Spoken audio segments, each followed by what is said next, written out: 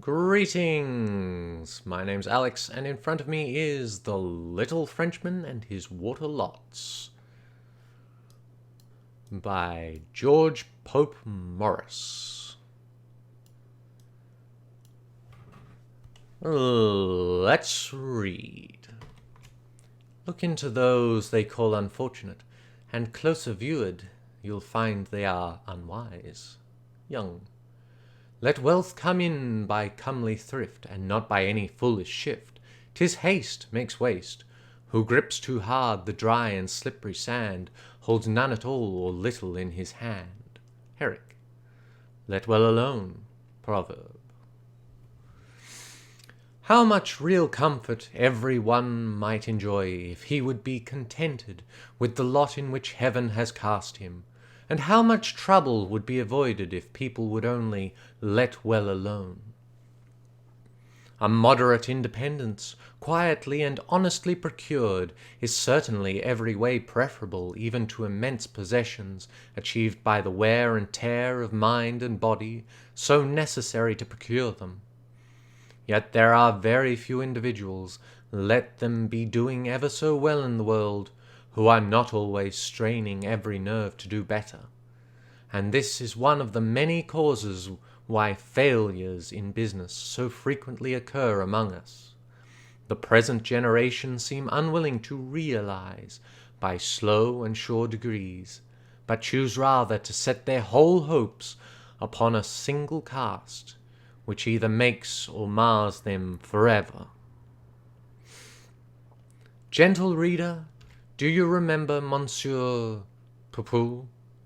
He used to keep a small toy store in Chatham, near the corner of Pearl Street. You must recollect him, of course. He lived there for many years, and was one of the most polite and accommodating of shopkeepers. When a juvenile, who have bought tops and marbles of him 1,000 times.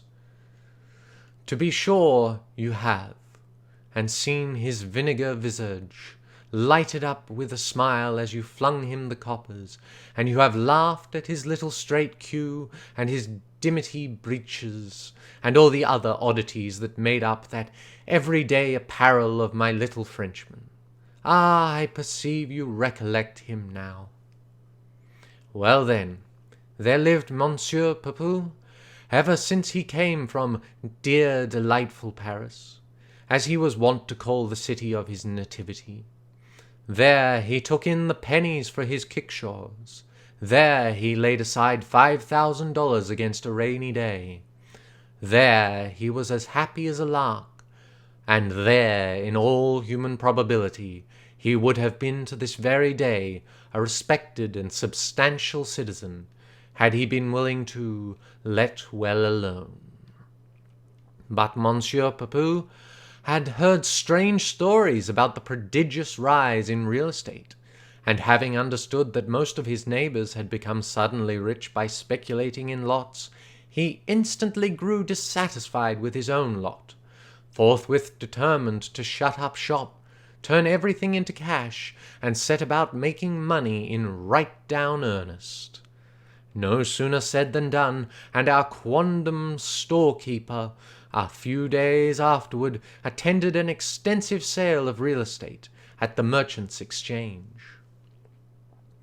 There was the auctioneer, with his beautiful and inviting lithographic maps, all the lots as smooth and square and enticingly laid out as possible.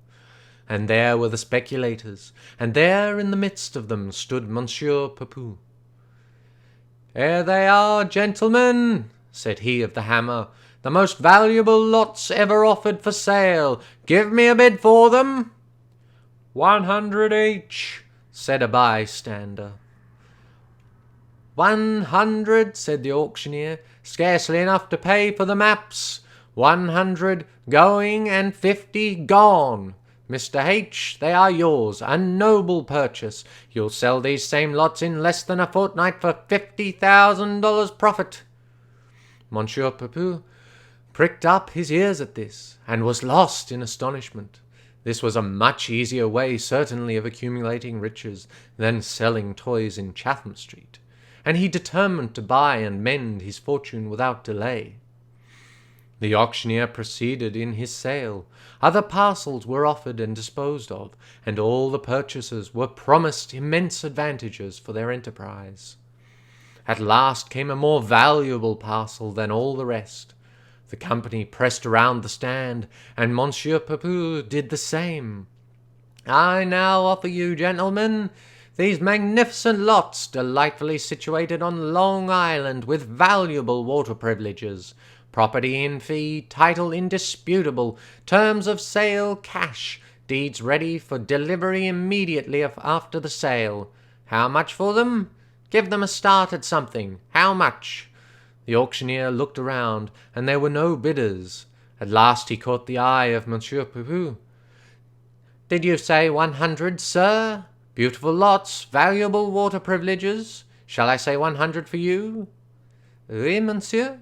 I will give you $100 apiece for the lot with the valuable water privileges."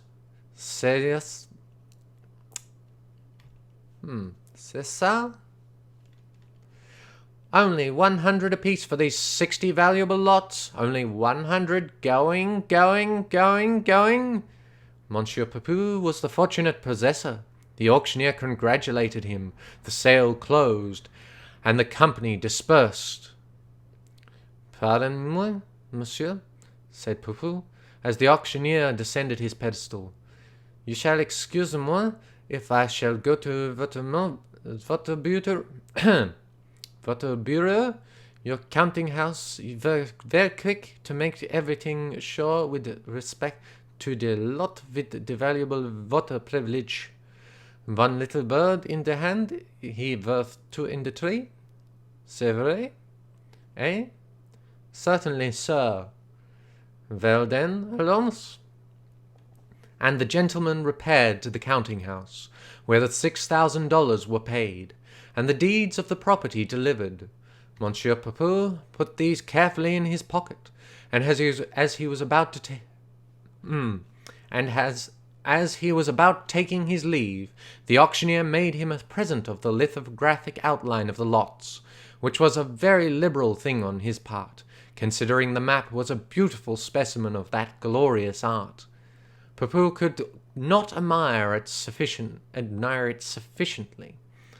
There were his 60 lots, as uniform as possible, and his little grey eyes sparkled like diamonds as they wandered from one end of the spacious street to the other.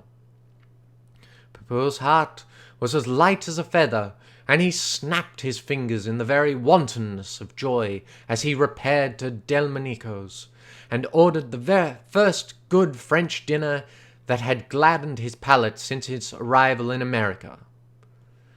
After having discussed his repast, and washed it down with a bottle of choice old claret, he resolved upon a visit to Long Island to view his purchase.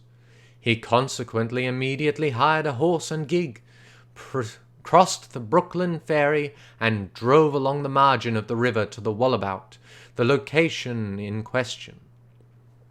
Our friend, however, was not a little perplexed to find his property. Everything on the map was as fair and even as possible, while all the grounds about him were as undulated as they could well be imagined, and there was an elbow of the East River thrusting itself quite into the ribs of the land, which seemed to have no business there. This puzzled the Frenchman exceedingly, and being a stranger in those parts, he called to a farmer in an adjacent field. "Mon ami, are you acquainted with this part of the country, eh?" "Yes, I was born here. You know every inch of it." "Ah, c'est bien. That will do." And the Frenchman got out of the gig, tied the horse, and produced his lithographic map. "Then maybe you will have the kindness to show me the 60 lot which I have bought, with the valuable water privilege." The farmer glanced his eye over the paper. "Yes, sir, with pleasure. If you'll be good enough to get into my boat, I will row you out to them." "What that you say, sir?" "My friend," said the farmer, "this section of Long Island has recently been bought up by the speculators of New York, and laid out for a great city, but the principal street is only visible at low tide, when this part of the East River is filled up. It will be just there. Your lots, as you will perceive, are beyond it, and are now all under water."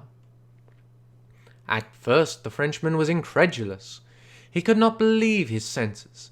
As the facts, however, gradually broke upon him, he shut one eye, squinted obliquely at the heavens, the river, the farmer, and then he turned away and squinted at them all over again.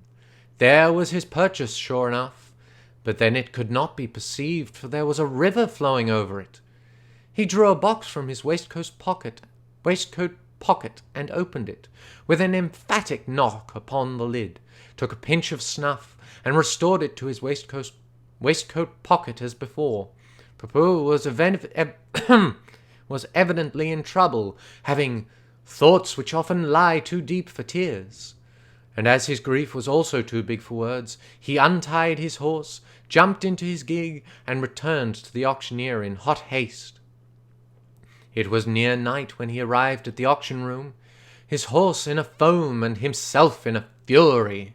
The auctioneer was leaning back in his chair, with his legs stuck out of a low window, quietly smoking a cigar after the labours of the day, and humming the music from the last new opera.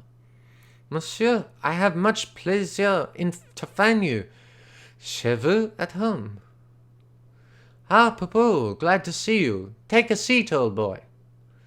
"But I shall not take the seat, sir." "No? Why is that the matter?" "Oh, because the matter. I have been to see the grand lot what you sell me today." "Well, sir, I hope you like your purchase." "No, monsieur, I no like him." "I am sorry for it, but there is no ground for your complaint." "No, sir, there is no ground at all. The ground is all water." "You joke." "I no joke. I never joke. Je n'entends pas French. Je n'entends pas le Je n'entends pas la relere. "Sir, voulez-vous have the kindness to give me back the money what I pay?" "Certainly not." "Then will you be so good as to take the East River off the top of my lot?" "That's your business, sir, not mine." Then I make one mauvaise affair, one grand mistake." "I hope not. I don't think you have thrown your money away in the land." "No, sir, but I throw it away in the water." "That's not my fault." "Yes, sir, but it is your fault. You're one very grand rascal to swindle me out of the Legrand. L'argent." "Hello, old poo-poo, you grow personal, and if you can't keep a civil tongue in your head, you must go out of my counting-room." "Where shall I go to, eh?" "To the devil, for aught I care, you foolish old Frenchman," said the auctioneer, waxing warm. "But, sir—" "I will not go to the devil to oblige you," replied the Frenchman, waxing warmer. "You cheat me out of all the dollar what I make in Chatham Street. But I will not go to the devil for all that. I wish you may go to the devil yourself, you damn Yankee Doodle, and I will go and drown myself, to the street, right way." "You couldn't make a better use of your water privileges, old boy." "Ah, miséricorde! Ah, mon Dieu, je suis abîme." I don't know French. "I am ruined. I am done up. I am break all into 10,000 little pieces. I am one lame duck, and I shall waddle across the grand ocean for Paris, which is the only valuable water privilege that is left me at present." Poor Papou was as good as his word. He sailed in the next packet, and arrived in Paris almost as penniless as the day he left it. Should anyone feel disposed to doubt the veritable circumstances here recorded, let him cross the East River to the Wallabout, and Farmer J will row him out to the very place where the poor Frenchman's lots still remain under water. The end. Well, I apologize for my poor French, but A nice little story. And that was The Little Frenchman and His Water Lots by George Pope Morris. I do hope you enjoyed listening and reading, and I shall see you again next time.